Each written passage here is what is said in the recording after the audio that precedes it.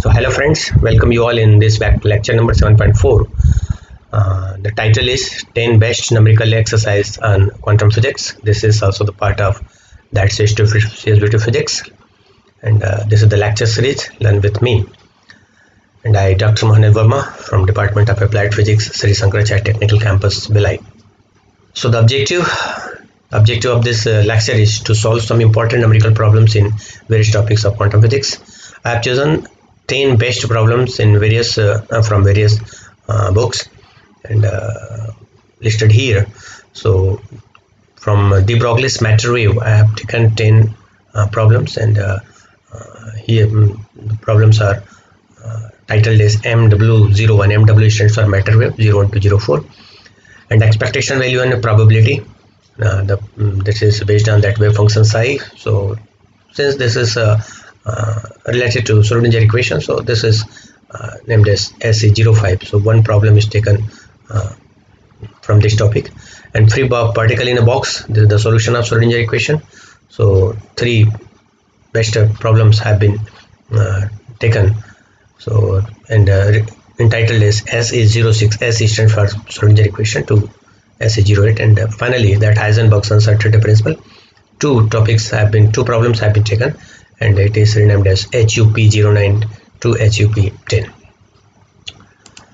So let's start the first problem, that is MW01. So find the de Broglie's wavelength of A 40-gram golf ball with the velocity of 30 meter per second. Second, an electron with the velocity of 10 to the power 7 meter per second. So this is related to the Broglie's matter wavelength, and we have to calculate that wavelength.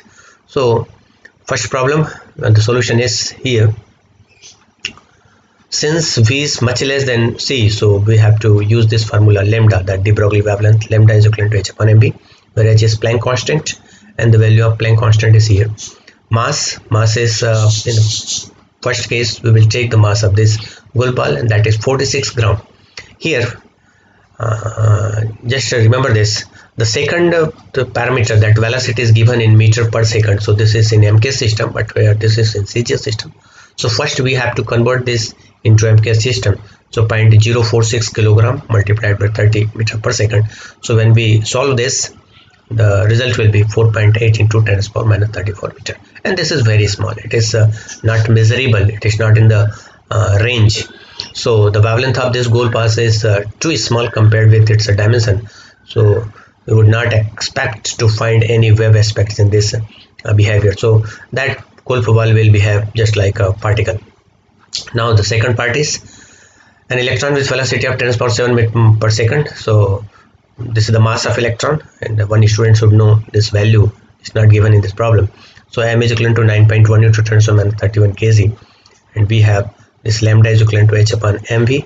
So again mass is mentioned here, and the velocity is 10 to the power 7 meter per second. So after calculation we will get this 7.3 into 10 to the minus 11 meter, and this is in the range. So the dimension of atoms are comparable with this figure, the radius of hydrogen atom. So this is that radius of that hydrogen.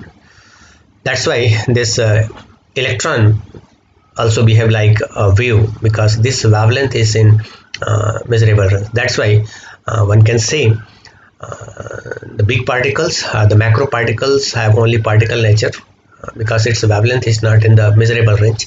But that atomic, subatomic level particle will have may have dual nature particle as well as wave, and this here there is the example of electron. Now problem number 2, MW02. We have to calculate the velocity and kinetic energy of electron of wavelength. The wavelength is given, and the wavelength is 1.6 into 10 to the minus 10 meter. We have to calculate velocity and kinetic energy. Again we will use the same formula, de Broglie's wavelength lambda is equivalent to h upon mv. Lambda is here, we have to calculate v. So just by putting that value of m, lambda and h here, and rearranging this formula, so this is the value, and after calculation we can get lambda is equivalent to this.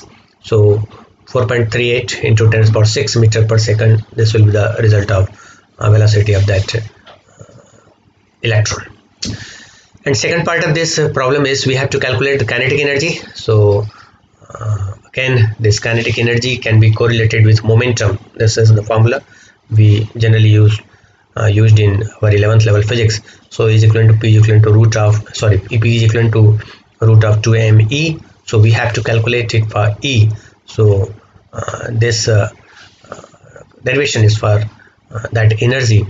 So energy E is equivalent to h square by 2m lambda square.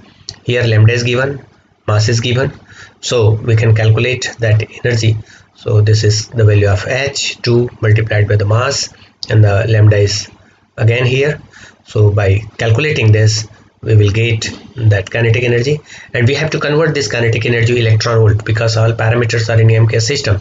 So in order to change from joule to electron volt, we have to divide this parameter by 1.6 into 10 to the minus 19 19, because we know that in the relation of this joule and electron volt. So this is the second problem. And now the third one, calculate the de Broglie's wavelength of neutron whose kinetic energy is 2 times the rest mass of electron. So mass of neutron is given, mass of electron is given, as well as the speed of light is mentioned here, and also that h is given. So the kinetic energy is given as it is equivalent to the rest mass of electron. So we will use the general formula for the kinetic energy, half mv square, and this can be also written in terms of momentum, because generally in the formula of de Broglie's wavelength we have that momentum in place of energy. So this p square by 2m, n is here because of that neutron. So this is for the neutron, so pn square by 2mn, that is equal to, as given in this problem, that kinetic energy is 2 times the rest equal to the rest mass of electron. So pn square by 2mn, that is equivalent to 2me. And now we will solve it for pn. So pn is equivalent to root of this 2 multiplied by 2 is 4, so root of 4mn me. So we have to calculate de Broglie's wavelength of neutron, lambda n. So we will use this formula, lambda n is equivalent to h upon pn, that is equivalent to this is pn, we have calculated. So this is h upon root of 4mn me. Now we will put the value of h, mn, me, and we can easily get this result. And this is in terms of 10 to the minus 5 meter. So we can convert it in either nanometer or in angstrom. So 1 meter is equivalent to 10 to the minus 10. So 1 nanometer is equivalent to 10 to the minus 10 meter. So meter can be converted into nanometer like this. So here we have to multiply it by 10 to the power 10. Question number 4, calculate the wavelength associated with an electron raised to a potential this. So given potential is this, we have to calculate lambda. So we can formulate this de Broglie's wavelength lambda is equivalent to h upon root of 2mev, and this is mentioned in general in different books in the derivation part. If a charged particle is moving with a constant potential, then the de Broglie's wavelength is denoted by this formula. So here this 2m, this is kinetic energy, so kinetic energy is replaced by ev. Again, by putting this constant value h, m, e, this is and that 2, and this is mentioned as equivalent to 1.227 by root of v and m. So one can remember this formula for such particles moving in a constant potential v. So here that potential is given as 16 volt. So just put this value and calculate it. So the result will be 0.031 nanometer, and one can convert this in angstrom also. So this is 0.31 angstrom. So now we will start the problem related to the second topic. So that is SE05.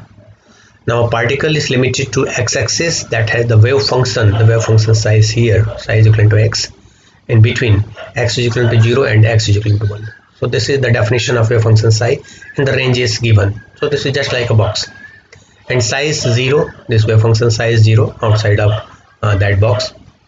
We have to find the probability of particle in between that x is equal to 0.45 to x is equal to 0.55. And second, we have also find that expectation value of the particle's position. So simply we will use the probability formula is this. So probability P is defined as psi square dx, and detail we have done in lecture part. So the range is from x1 to x2.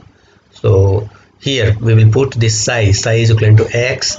So by taking this square, this will be a square, and that x is x square dx, and the range is in between 0.45 to 0.55. so this is the lower limit and this is the upper limit, and x square dx. So simply by using integrating this, we will have this x cubed by 3, and the range is this 0.45 to 0.55, and by putting this range in this part, we will have this probability. Now the expectation value is formulated like this. So x, and from that range is from 0 to 1. Here find the expectation value in this particle position, but this limit is not used here. We will use this from x to x1, so 0 to 1, and again x multiplied by psi square dx. We will put psi is equal to ax, so we will have this a square from 0 to 1 x cube. So by integrating this, we will get x to the power 4 by 4, 0 to 1, and the result will be a square by 4. Now as a 06, find the least energy of the electrons moving in one-dimensional potential box, and the width of that box is given as 0.05 nanometer. And this is the formula we have derived for one particle or one electron inside box, potential box, having infinite potential at the wall, and that we have there mentioned in terms of h cross square. So but here that formula is given in h, so remember this by during substitution of this h, please remember this is not h cross, this is h square. So n square h square at ml square, this is the formula we will use. So here this least value means we will put n is equal to 1. H square is this, and the mass of electron, that is 9.1 into 10 to minus 31, this is well known, and then L is given as this is the value of L, 0.05 nanometer. So this nanometer is further converted into just a meter. So 1 nanometer is equal to 10 to minus 10, so 0.5 into 10 to the power 10, and this is in a square form, so we have taken this in 2 terms. Again the result will be in joule because all parameters have been converted into MK system. So this is in joule, and if you want to convert this joule into electron volt, in general that energy of that atomic subatomic level particles is shown in terms of electron volt. So no need to just give here in the question that you have to write that answer in electron volt. Automatically you have to convert that joule in electron volt. So to convert this joule into electron volt, we will divide this by 1.6 into 10 to minus 19. So the result will be 150.95 electron volt. Now problem number 07. A quantum particle confined to one-dimensional box of width A, width is given as A, and known to be the first excitation. Determine the probability of particles in the central half. At the center we have to find the probability. Solution: width of box is given as equal to A, so L is equal to 0. We just take that x is equal to 0 to x is equal to L, so here that L is given as L. And first excited state means n is equal to 2. 0 state, the ground state, lowest energy state is n is equal to 1, and the first excited state is obviously that n is equal to 2. Second excited state will be n is equal to 3, and so on. And the probability of the center which we have to find means at the center here this value is L is equal to A, so that center will be L by 2, so obviously that will be A by 2. So here we have to find that probability, and the probability is defined as P is equal to psi is square, as we have mentioned in our theoretical part. So this P, it is equal to the psi square, where this psi is equal to root of 2 by L sine n pi x by L. So here this is in square form, so root of 2 by L, it is after taking the square, this will be 2 by L, and that sine is square n pi x by L. So we have to get the value at L by 2, so this will be 2 by L sine 2 pi L by 2 by L. So again that L will be cancelled, and that is pi. So 2 by L sine square pi, sine pi is equal to 0. So at the center the probability of existence of that particle will be 0. Now question number S is 08. So an electron is bound in one-dimensional infinite well of width A is given here, 1 into 10 to the power minus 10 meter. Find the energy value in the ground state and the first two excited state. So ground state n is equal to 1, first two excited state mean n, first two excited means that n is equal to 2 and n is equal to 3. So again L, the value of L is given here, 1 into 10 to the minus 10 meter, and formula we will use generally En is equal to n square h square lm L square, previously we have used. For the ground state we have to put n is equal to 1, and h is given, L is given, everything is given. Just put the value here and calculate it. So after calculation we get this value in joule, 0.6038 into 10 to the minus 17 joule. Again we have to convert this into electron volt, so just we have to divide this by 1.6 into 10 to the minus 19. So this is that value of the energy at the ground state, that is 37.737 electron volt. Now we have to calculate this in the first two excited state. So this is the first excited state, that is E2. So here when we put this n is equal to 2, then we will get the 4 square. So just by putting all these value we can use this formula directly, because this the relation between that ground state and the first excited state energy will be E2 is equal to 4 times E square, because here this n is equal to 2, so there will be 4. So that is 4 times E1, and we have calculated E1 here.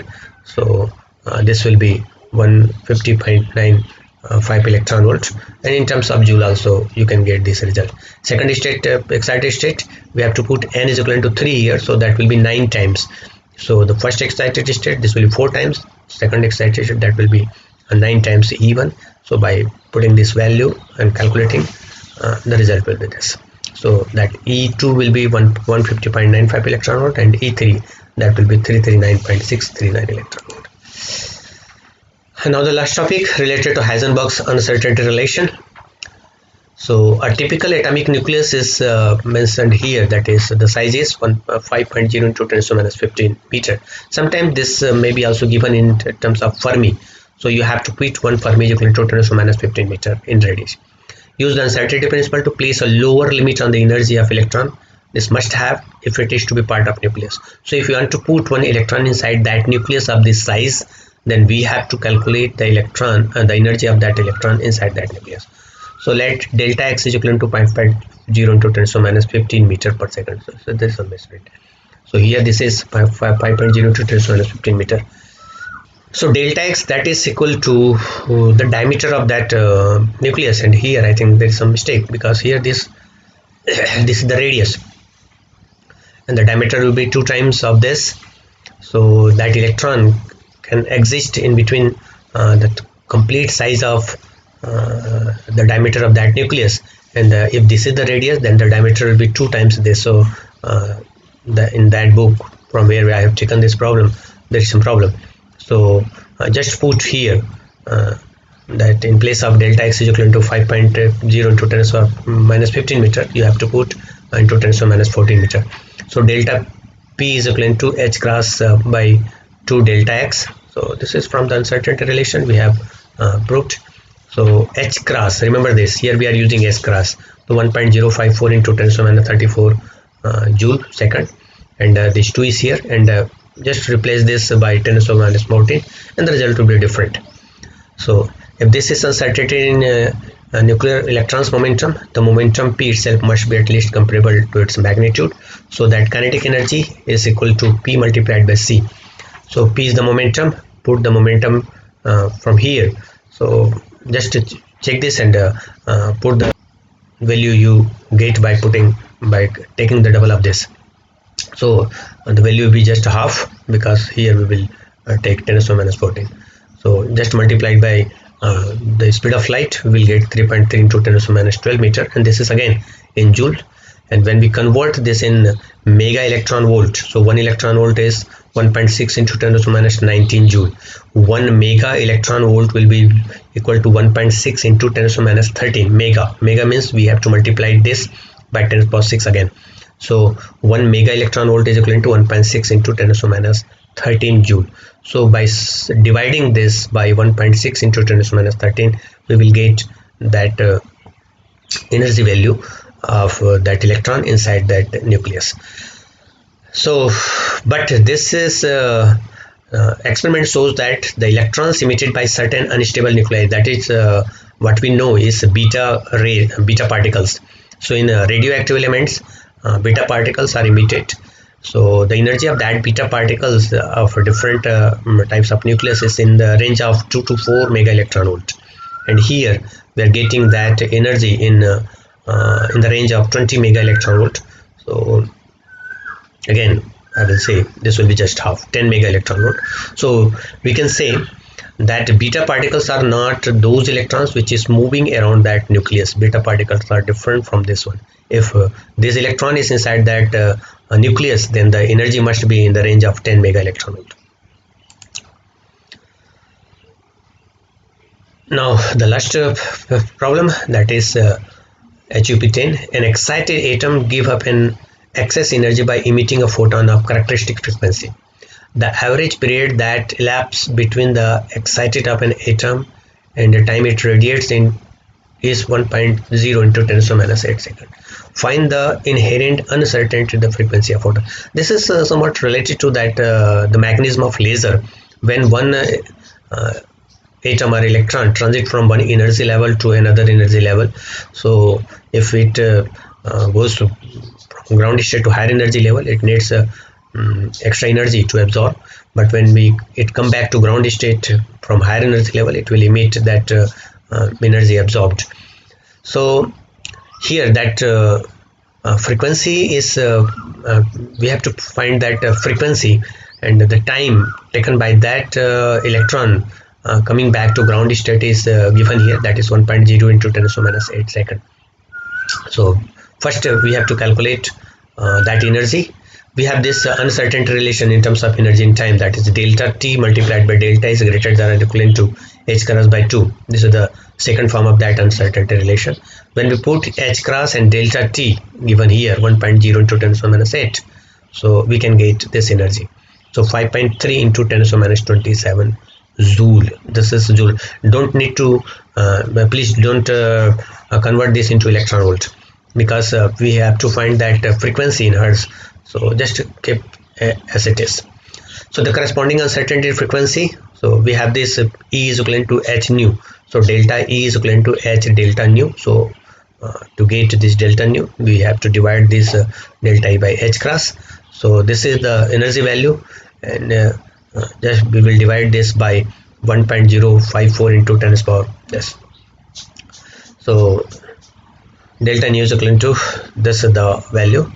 And if you want to avoid this calculation, just put this delta energy term here and cancel it out, then the result will be just half of that 1 by 2 delta t, and this is the result. So this is the value. Okay, so this is the frequency and the end of this 10 best numerical problems. Okay, so thank you all. So I think by doing all these 10 exercises, the students will be able to do some more exercise from book. So this is just for simple practice. So thank you all.